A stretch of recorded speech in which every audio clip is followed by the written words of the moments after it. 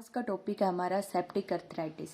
अब आपको पता है अर्थराइटिस मीन्स होता है जॉइंट में इन्फ्लामेशन, सेप्टिक मीन्स होता है बैक्टीरिया का इन्फेक्शन। तो सेप्टिक अर्थराइटिस मीन्स क्या होता है, किसी भी बैक्टीरिया के इन्फेक्शन की वजह से जो जॉइंट में इन्फ्लामेशन देखने को मिलती है उसको कहते हैं सेप्टिक अर्थराइटिस। और इसमें क्या होता है, सबसे पहले हमारे आर्टिकुलर कार्टिलेजेस अफेक्टेड होते हैं, फिर बाद में जॉइंट भी अफेक्टेड होता है। तो जो जॉइंट का इन्फ्लामेशन है तो जॉइंट्स तो अफेक्टेड होंगे ही। तो और ये मेनली किसकी वजह से होता है, जो हमारे स्टाफाइलोकोकस ऑरियस जो बैक्टीरिया होता है वो कोज करता है सेप्टिक अर्थराइटिस मेनली। उसके अलावा coli bacteria, streptococcus bacteria, pneumococcus bacteria, ये सब भी हमारे सेप्टिक अर्थराइटिस कोज करते हैं। तो अगर इसकी डेफिनेशन की बात करें तो डेफिनेशन क्या होगी, it is a bacterial infection of the joint which causes the intense inflammatory reaction with migration of polymorphonuclear leukocytes। इसमें क्या होती है, जो पोलीमॉर्फोन्यूक्लियर ल्यूकोसाइट्स होते हैं उनकी भी माइग्रेशन होती है। तो और इसकी वजह से क्या होता है, जो पहले तो जो हमारे आर्टिकुलर कार्टिलेजेस होते हैं वो भी डिस्ट्रॉय होते हैं और उसके बाद फिर जॉइंट भी डिस्ट्रॉय होना स्टार्ट हो जाते हैं। और ये मेनली स्टेफाइलोकोकस ओरियस की वजह से होता है। अदर्स जो बैक्टीरिया होते हैं कोलाई, स्टेप्टोकोकस भी वो ये कोज करते हैं। तो अगर हम इसके कोजेज की बात करें तो मेनली मैंने अभी बताया था जो स्टेफाइलोकोकस ओरियस जो बैक्टीरिया होता है वो ये कोज करता है सेप्टिक अर्थराइटिस। उसके अलावा स्टेप्टोकोकस, निम्नोकोकस, कोलाई और जिनकी एज 2 ईयर से कम होती है उनमें जो एच इन्फ्लुएंजा होता है वो भी बहुत कॉमन होता है। अब अगर हम इसके प्रीडिस्पोजिंग फैक्टर्स की बात करें तो प्रीडिस्पोजिंग फैक्टर क्या होते हैं जो इस कंडीशन को बढ़ा देते हैं, किस किस कंडीशन में बढ़ जाती है, जैसे ट्रोमा हो गया किसी पेशेंट को, डायबिटीज़ है, स्टीरॉयड थेरेपी ले रहा है, मैलिग्नेंसी है या ट्यूमर है उसको, तो ये इसके प्रीडिस्पोजिंग फैक्टर होते हैं। अगर हम इसकी साइट ऑफ इन्वॉल्वमेंट की बात करें तो एडल्ट में सबसे ज़्यादा इन्वॉल्व होता है नी जॉइंट, हिप जॉइंट और एल्बो जॉइंट। चिल्ड्रन में होते हैं नी जॉइंट और हिप जॉइंट। तो अगर हम इसकी पैथोजेनेसिस देखें तो जो ये बैक्टीरिया होते हैं 3 रूट्स की तरह ट्रेवल कर सकते हैं हमारी बॉडी में। एक तो हिमेटोजेनिस रूट से, हिमेटोजेनिस मीन्स ब्लड के थ्रू बॉडी में एंटर कर जाएंगे, या फिर डायरेक्ट इनोकुलेशन से, या फिर डायरेक्ट स्प्रेड से किसी भी इन्फेक्शन से। ये 3 मेथड होते हैं इनके बैक्टीरिया के बॉडी में एंटर करने के।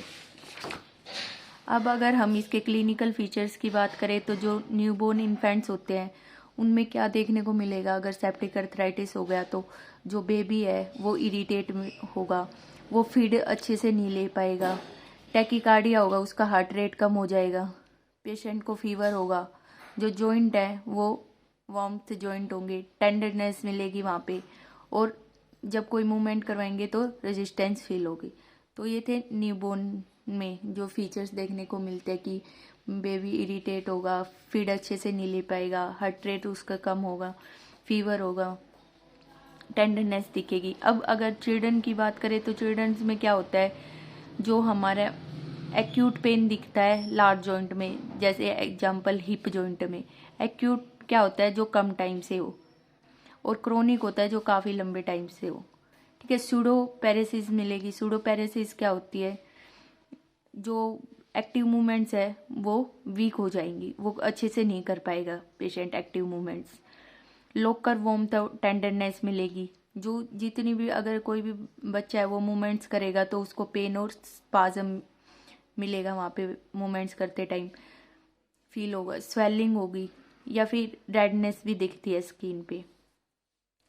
तो ये थे चिल्ड्रंस में क्या क्या होएगा, एक्यूट पेन होगा, सूडो पैरेसिस होगी, लोकल वार्मथ एंड टेंडरनेस होती है, जो मूवमेंट्स होती है वो जब मूवमेंट्स करवाएंगे तो पेन और स्पाज्म होगा, स्वेलिंग आएगी, रेडनेस आएगी, जो भी ये इन्फ्लामेशन के साइन होते हैं वो दिखते हैं। अब अगर हम एडल्ट्स में बात करें तो एडल्ट्स में क्या होता है, आपको पता है जो सुपीरियर जॉइंट्स होते हैं वो इन्वॉल्व होते हैं, जैसे नी, रिस्ट और एंकल होंगे, और जितने भी जॉइंट्स होते हैं वो पेनफुल हो जाएंगे, वहाँ पे स्वेलिंग देखने को मिलेगी, इन्फ्लाम्ड हो जाते हैं, वार्मथ और लोकल टेंडरनेस देखने को मिलती है। और एक क्या होता है, जो सेप्टिक अर्थराइटिस जो मेनली क्या होता है, प्रेजेंट होता है मोनो आर्टिकुलर इन्फेक्शन के साथ इन 90%। जो 90% केसेस होते हैं उनमें सिंगल जॉइंट में इन्फेक्शन होता है, और जो 10% ही केसेस ऐसे होते हैं जिनमें पोली आर्टिकुलर इन्फेक्शन हो। पोली आर्टिकुलर इन्फेक्शन मीन्स क्या होता है, जिसमें पोली मीन्स होता है जिसमें एक से ज़्यादा जब जॉइंट अफेक्टेड हो, मोनो मीन्स जब एक ही जॉइंट अफेक्टेड होता है। और 50% केसेस जो होते हैं वो उनमें फीवर देखने को मिलता है। और इसमें क्या होता है, जो ये पेशेंट होते हैं लिम्प करके चलते हैं, तो जो पेशेंट का क्या होता है, लिम्पिंग गेट होता है। फिर ये थे हमारे क्लिनिकल फीचर्स कि इन्फेंट्स में क्या फीचर्स आएंगे, चिल्ड्रन में क्या आएंगे, एडल्ट्स में क्या आएंगे। और पेशेंट को लिम्पिंग गेट देखने को मिलता है। मेनली 90% केसेस में मोनो आर्टिकुलर इन्फेक्शन होता है, सिंगल जॉइंट अफेक्टेड होगा।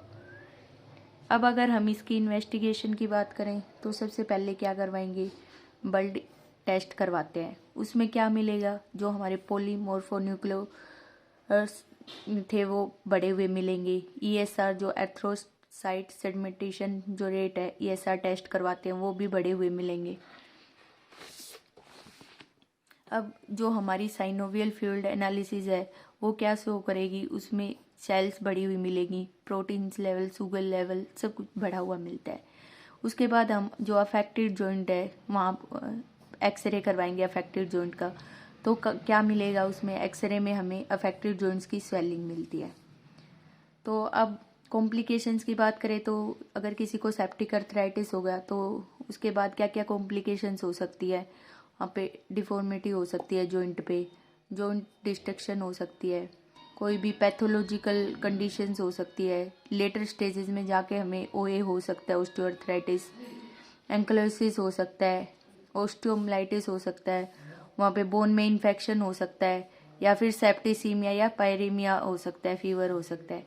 तो अगर हम इसके ट्रीटमेंट की बात करें तो ट्रीटमेंट क्या होगा, तो पहले तो पेशेंट को जिस जॉइंट पे इन्फेक्शन हुआ है वहाँ पे उसको केयर देंगे, जनरल सपोर्टिव केयर देते हैं। एनाल्जेसिक देंगे, एनाल्जेसिक पेन रिलीफ के लिए एनाल्जेसिक देते हैं, IV फ्लूइड देंगे। इन्फेक्शन हो रहा है, इन्फेक्शन के लिए हम एंटीबायोटिक देते हैं। तो अगर पस फॉर्मेशन है तो हम क्या करते हैं, एक सर्जरी होती है ये आर्थ्रोटोमी, वो करते हैं अगर जॉइंट में पस प्रेजेंट है तो। और फिर उसके बाद क्या करते हैं, जॉइंट को इमोबिलाइज कर देते हैं POP कास्ट लगा के या स्प्लिंट लगा के, और उसको फंक्शनल पोजीशन में रख देते हैं ताकि पेशेंट का जो पेन है वो कम हो सके। तो जो रेडिकल जो ट्रीटमेंट होता है वो ऑल केसेस में रिजर्व्ड होता है, बहुत अर्ली केसेस में देते हैं रेडिकल ट्रीटमेंट, जो उन्हीं केसेस में देंगे। और जो हमारे 24 आवर्स तक एंटीबायोटिक से या इमोबिलाइजेशन फेज से रिस्पॉन्स ना करे तो उनमें देते हैं हम फिर लास्ट में रेडिकल ट्रीटमेंट। इस अगर जो कार्टिलेज हैं वो डिस्ट्रॉय हो गए तो उस फिर एम होता है हमारा जो जॉइंट है उसको फंक्शनल पोजीशन में रखना प्लास्टर कास्ट लगा के। तो ये था हमारा सेप्टिक अर्थराइटिस। हमने इसकी डेफिनेशन पढ़ी, कोज क्या होते हैं, इसके क्लिनिकल फीचर्स देखे, पैथोलॉजी देखी, कॉम्प्लिकेशन देखी एंड ट्रीटमेंट देखी। If you like my video then do like, share and subscribe my channel. Thank you.